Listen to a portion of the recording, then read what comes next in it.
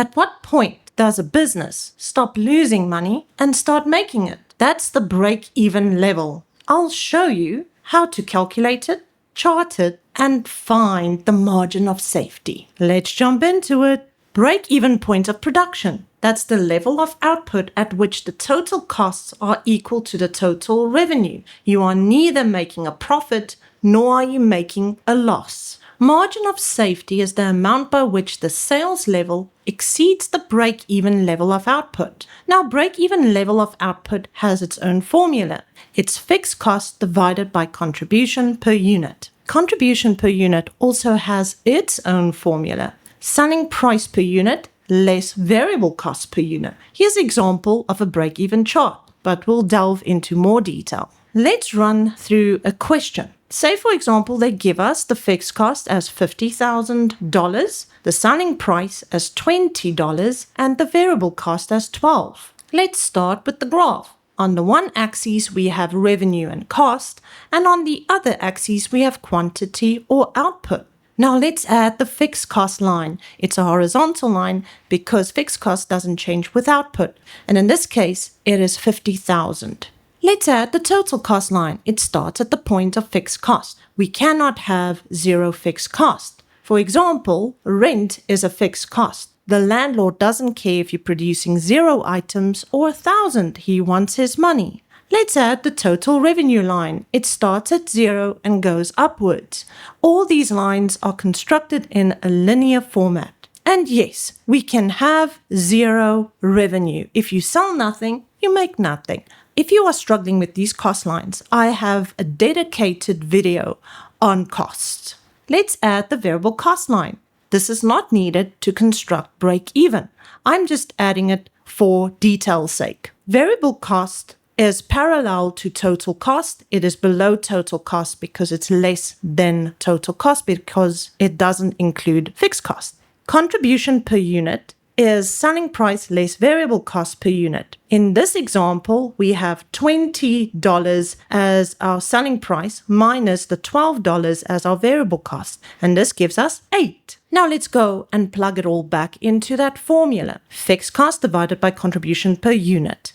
Our fixed cost is $50,000 divided by the 8 that we got as our contribution, and that gives us a whopping $6,250. Let's add the $6,250. This is the amount that is needed to be produced in order for this business to break even. So not to make a profit nor to make a loss. So this is where your total revenue would be equal to your total cost.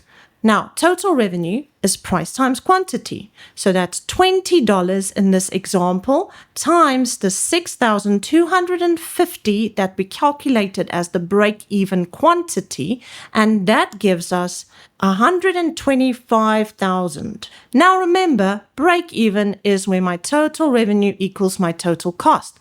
So if my total revenue is $125,000, then my total cost will be the same. Wonderful. Let's add the $125,000 as our revenue/cost. Now to indicate our profit area. Our profit area is that area indicated in green. It's where my total revenue line is above the total cost line. Now where's the loss area? That is where my total cost line is above the total revenue line, but it's also above the fixed cost area because I can't have zero fixed cost. Now let's add margin of safety to the mix.